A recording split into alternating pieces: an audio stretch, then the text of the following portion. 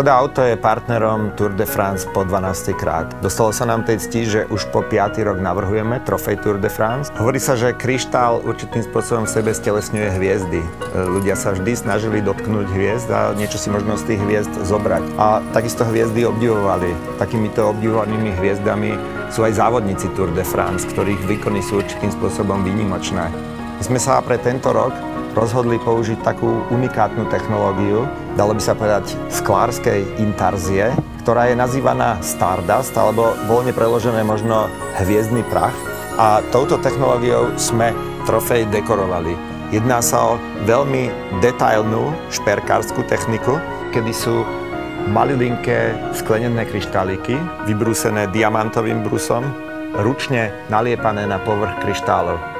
Tento rok sme prvýkrát partnerom zeleného dresu. A možno je zaujímavé práve to, že vyrobíme 3 kryštálové trofeje, ale víťaz zeleného dresu dostane exkluzívnu vyfúknutú zo zeleného kryštálového skla. V tomto roku je možno tá hviezdnosť pre nás v Škoda Auto taká symbolická. Predstavili sme našu novú vlajkovú loď, novú Škoda Superb, ktorá sa okamžite po svojom predstavení stala takou žiariacou hviezdou.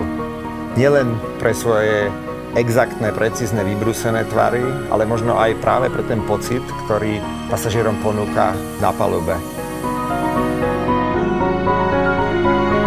Hviezdy ukryté v Starduste zatiaľ ešte spia, ale už teraz sa všetci tešíme na to, ako pri dekorovaní víťazov ožiaria celú Champs-Élysées. Škoda. Simply clever.